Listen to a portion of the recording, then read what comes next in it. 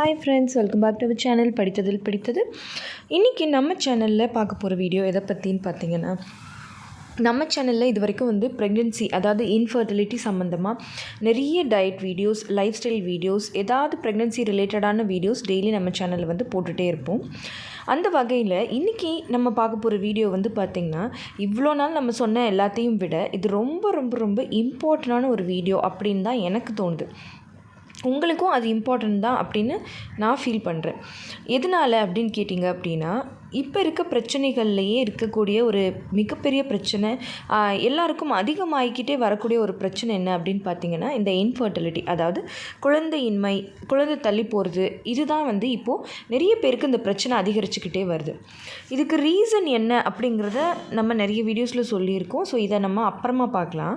But இந்த இன்ஃபர்டிலிட்டினால் அவங்களுக்கு ஏற்படுற முதல் பிரச்சனை என்னன்னு பார்த்திங்கன்னா ஸ்ட்ரெஸ்ஸு.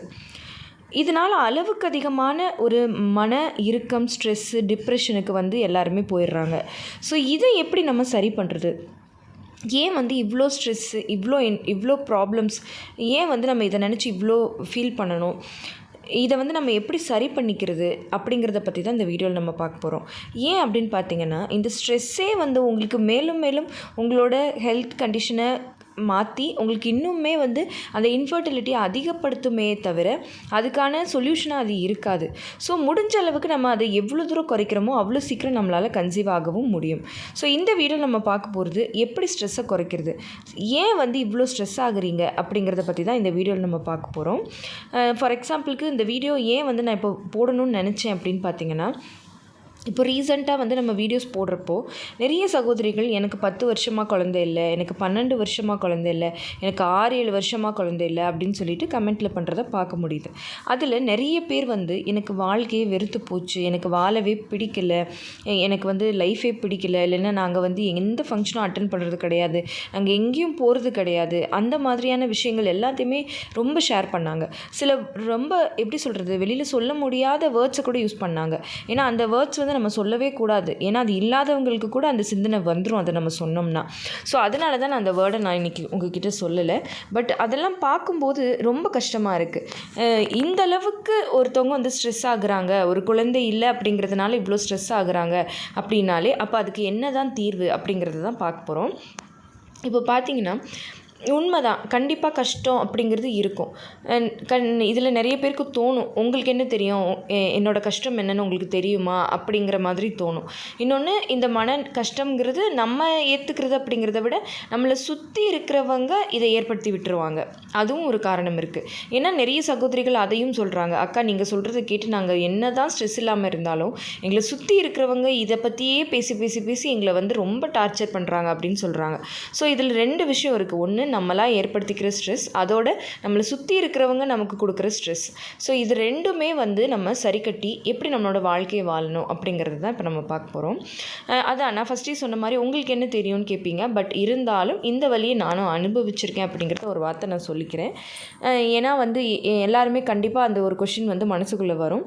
பட் இருந்தாலும் நான் சொல்கிறேன், இன்றைக்கி இதே மாதிரியே ஒரு 10 வருஷமாக, ஒரு 12 வருஷமாக, இல்லை ஒரு 6-7 வருஷமாக கன்சீவ் ஆகாமல் அதுக்கப்புறம் கன்சீவ் ஆகி இன்றைக்கி ஒரு ஸ்டேஜில் குழந்தை பெருசானதுக்கப்புறமா இருக்கிற கப்பல்கிட்ட நீங்கள் கேட்டு பார்த்தீங்கன்னா சொல்லுவாங்க, இதுக்காக போய் நான் இவ்வளோ ஃபீல் பண்ணியிருக்கேன், இதுக்காக நான் என் வாழ்க்கையே இது பண்ண மாதிரி நான் நினச்சிருக்கேன் அப்படின்ற மாதிரி அவங்களுக்கே தோணும். ஏன்னா நம்ம வாழ்க்கையில் எல்லா விஷயங்களுமே அப்படி தான். இப்போ பார்த்திங்கன்னா குழந்தைன்றது மட்டும் கிடையாது. இப்போது ஒருத்தர் படித்து ஒரு ஸ்டேஜில் நல்லா செட்டில் ஆயிடணும்னு நினைக்கிறவங்களுக்கு சரியான ஜாபே செட்டில் ஆகலைன்னா, ஐயோ பார்க்குறவங்கெல்லாம் இன்னும் வேலை கிடைக்கலையா அப்படின்னு சொல்லி கேட்பாங்களே, இன்னும் நமக்கு வேலை கிடைக்கலையே, இன்னும் நம்ம ஃபினான்ஷியலாக செட்டில் ஆகாமல் இருக்கோமே அப்படிங்கிறதும் ஒரு விதமான ஸ்ட்ரெஸ் தான். அதுக்கப்புறமா கல்யாணம், ஐயோ இன்னும் உனக்கு கல்யாணம் ஆகலையா, உனக்கு பொண்ணே அமையலையா, உனக்கு இன்னும் மாப்பிள்ளை அமையலையா அப்படின்னு கேட்பாங்க. ஸோ நமக்கு வயசாகிக்கிட்டே போகுது, இன்னும் நமக்கு கல்யாணமே இல்லை, ஆக மாட்டேங்குதே அப்படின்னு இருக்கிறவங்க ஒரு வகை. அடுத்து 3ஆவதாக இந்த குழந்தையின்மை பிரச்சனை. ஸோ இதுவும் அந்த வகை தான். அப்போது எது அதிகம், எது அதிக ப்ரெஷர், எது அப்படியெல்லாம் கிடையாது. எல்லா பிரச்சனையுமே அந்தந்த ஸ்டேஜில் நமக்கு ஒன்று தான். ஆனால் நீங்கள் நல்லா யோசிச்சு பார்த்திங்கன்னா தெரியும், அந்த ஸ்டேஜை தாண்டி நம்ம வந்ததுக்கப்புறமா தோணும், இதுக்கு போயின்றதை விட இதுக்காக நம்ம இவ்வளோ ஃபீல் பண்ணியிருக்க வேண்டிய அவசியம் இல்லை அப்படிங்கிறது. எதனால் நான் இதை சொல்ல வரேன் அப்படின்னு பார்த்தீங்கன்னா, பார்த்தீங்கன்னா, குழந்தை அப்படிங்கிறது மட்டுமே வாழ்க்கை இல்லை. இதுக்காக வந்து நீங்கள் உங்களோட வாழ்க்கையை இழக்கிற அளவுக்கு நீங்கள் வந்து துணியணும் அப்படிங்கிற அவசியம் கிடையவே கிடையாதுங்கிறது தான் என்னோட ஒப்பீனியன். உங்களுக்கு வந்து நல்லா யோசிச்சு பாருங்கள். நீங்கள் வந்து உங்களுக்கு இந்த மாதிரி கல்யாணமாகி ஒரு குழந்தை பிறக்குங்கிறதுக்காகவா நீங்கள் பிறந்தீங்க? அப்படி கிடையாது. நீங்கள் பிறக்கும்போது இதெல்லாம் நினச்சிக்கிட்டா பிறந்தீங்க. இந்த மாதிரி இதெல்லாம் வந்து சோஷியல் லைஃப்பில் நம்மளே ஏற்படுத்திக்கிட்ட விஷயம். ஒரு குழந்தை பிறந்தால் அந்த குழந்தைய படிக்க வைக்கணும், வளர்க்கணும், ஒரு ஸ்டேஜ் வந்தோடனே வேலைக்கு போகணும், வேலைக்கு போன உடனே கல்யாணம் பண்ணி வைக்கணும், கல்யாணம் பண்ணி வச்ச உடனே குழந்தை பிறக்கணும் அப்படிங்கிறது நம்மளாம் ஏற்படுத்திக்கிட்ட விஷயம். ஆனால் நம்ம பிறக்கும்போது இந்த விஷயத்துக்காகவா நம்ம பிறந்தோம்? அப்படி கிடையவே கிடையாது. ஸோ அப்படிங்கிறப்போ இது இடையில் நமக்கு கிடைச்ச சந்தோஷங்கள் கிடைச்சா ஓகே, ரொம்ப ரொம்ப ஹாப்பி. இல்லையா, அதுக்கான முயற்சிகளும் நம்ம பண்ணிட்டு தான் இருக்கோம். ஆனால் இதுக்கிடையில் நம்ம ஏன் நம்மளே வந்து கிடைக்காதுன்னு முடிவு பண்ணியோ இல்லை கிடைக்காமையே போகுதுங்கிறப்போ ஏன் வந்து நம்மளோட வாழ்க்கையவே நம்ம வந்து இழக்கணும் அப்படிங்கிறது தான் என்னோடய கேள்வி. ஸோ குழந்தையும் தாண்டி நமக்குன்னு ஒரு வாழ்க்கை இருக்குது. அதை நம்ம வந்து கண்டிப்பாக நம்ம உணரணும். நம்ம இதுக்காகவே நம்ம பிறக்கலை. நமக்கு இதையும் தாண்டி நம்மளுக்கு வந்து லைஃப்பில் வந்து இப்போ அம்மா அப்பாவை பார்த்துக்கிற பொறுப்பு இருக்கலாம், இல்லைனா ஒரு வேலைக்கு போகிற பொறுப்பு இருக்கலாம், இல்லை நம்ம லைஃப்பில் வந்து இந்த விஷயத்தை சாதிக்கணும் அப்படிங்கிற ஒரு எய்மோடு நம்ம இருந்திருக்கலாம், இல்லை நம்மளுக்கு வந்து நம்மளை நம்பி இருக்கிற கணவரை வந்து நல்லா பார்த்துக்கணும் அப்படிங்கிற எண்ணம் இருக்கலாம். இப்படி நிறைய விஷயங்கள் இருக்குது. ஸோ இதையும் தாண்டி நமக்கு ஒரு லைஃப் இருக்குது அப்படிங்கிறத ஃபஸ்ட்டு நீங்கள் நம்புங்க. இது மட்டுமே வாழ்க்கை அப்படின்னு நினச்சிக்கிட்டு நீங்கள் உங்களோட வாழ்க்கையை இழக்கிறதுக்கு நிறைய பேர் யோசிக்கிறீங்க. அது உண்மையிலேயே ரொம்ப ரொம்ப முட்டாள்தனம். பட் புரியுது. உங்களை சுற்றி இருக்கிறவங்க உங்களை ஏதாவது சொன்னாங்கன்னா அதை இந்த காதில் வாங்கி அந்த காதில் விட்டுருங்க.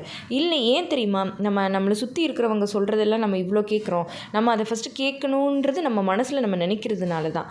நம்மளே ஸ்ட்ராங்காக இல்லாதப்போ அவங்க சொல்கிறது இன்னும் நம்மளை பாதிக்கும். நீங்கள் நல்லா ஸ்ட்ராங்காக இருந்து பாருங்கள். மற்றவங்க என்ன சொன்னாலுமே உங்களுக்கு வந்து அது பாதிக்கவே பாதிக்காது. இந்த மாதிரி கேட்குறவங்க இப்போ ரொம்ப கம்மி ஆகிட்டாங்க. ஏன்னா அந்த ஒரு தெளிவு வந்துருச்சு. பட் இருந்தாலும் இன்னும் சில வில்லேஜ் ஏரியாவில் அந்த மாதிரி இருக்கலாம். பட் அந்த மாதிரி இடங்களில் வந்து நீங்கள் உங்களோட ஹாப்பினஸை இழந்துடாதீங்க. அந்த மாதிரி ஆட்களை விட்டு நீங்கள் தள்ளி வந்து இருங்க. இன்னொன்று, நீங்கள் ஃபஸ்ட்டு நம்புங்க. எனக்கு வந்து நேச்சுரலாக சீக்கிரமாக குழந்தை கிடைக்கும் அப்படின்னு நம்புங்க. இல்லையா, அதுக்குண்டான முயற்சி நாங்கள் பண்ணிகிட்ருக்கோம், அது நல்லபடியாக நடக்கும்னு நம்புங்க. இல்லை அது பண்ணி ஃபெயிலியர் ஆகிருந்தாலும் பரவாயில்ல, ஃபெயிலியர் ஆகிடுச்சு அவ்வளோதான். இதுக்காக வந்து நான் என்னோடய வாழ்க்கையெல்லாம் நான் எழுந்துக்கிட்டு இருக்கணுன்ற அவசியம் இல்லைங்கிறத நீங்கள் முதல்ல ஸ்ட்ராங்காக போத்ஸாக உங்களோட மனசில் வந்து நீங்கள் வச்சுக்கோங்க. அதுக்கப்புறமா நீங்கள் மற்றவங்கள ஃபேஸ் பண்ணுங்கள். அவங்கள நீங்கள் ஃபேஸ் பண்ணுற விதமே வேறு மாதிரி இருக்கும். அதே சமயத்தில் நீங்களே ஐயோ நமக்கு குழந்தை இல்லை, நமக்கு குழந்தை தள்ளி போய்கிட்டே இருக்குது, நம்ம லைஃபே இப்படி தானா அப்படிங்கிற மனநிலையோட அடுத்தவங்களை ஃபேஸ் பண்ணும்போது இன்னுமே உங்களுக்கு அது ஜாஸ்தி தான் ஆகுமே தவிர அது குறையாது. ஸோ நீங்களும் உங்கள் கணவரும் எவ்வளோ தூரத்துக்கு அன்பை பரிமாறிக்க முடியுமோ பரிமாறிக்கிட்டு உங்களோட பாண்டிங்கை இன்னும் நல்லா ஸ்ட்ராங் ஆக்கிட்டு உங்களோட வாழ்க்கையை இன்னும் வேறு விதத்தில் எப்படி சந்தோஷமாக வாழ்கிறது அப்படிங்கிறத நீங்கள் வந்து பிளான் பண்ணுங்கள். ஒரு பக்கம் குழந்தைக்கான முயற்சியும் இருந்துகிட்டே இருக்கட்டும். பட் அதுக்காக வந்து நம்ம ரொம்ப ஸ்ட்ரெஸ் ஆகுறதுனால நமக்கு நடக்க போகிறது எதுவுமே இல்லை. அந்த ஸ்ட்ரெஸ்ஸு தான் நமக்கு குழந்தை உண்டாகிறத தடுக்கிறதுக்கான முதல் எதிரியே.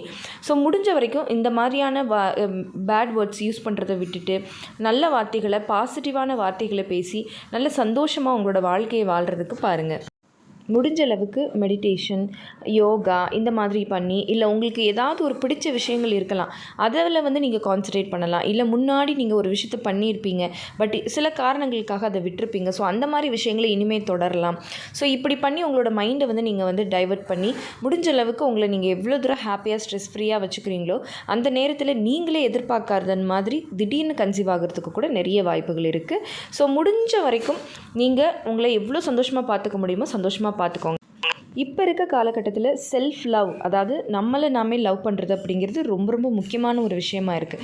நம்ம ஃபஸ்ட்டு நம்மளை வந்து ரசிக்க கற்றுக்கணும், நம்மளை வந்து நம்ம ஃபஸ்ட்டு லவ் பண்ண கற்றுக்கணும். அப்படி கற்றுக்கிட்டால் மற்றவங்க வந்து நம்மளை வந்து என்ன பண்ணாலும் அது நம்மளை பாதிக்காது.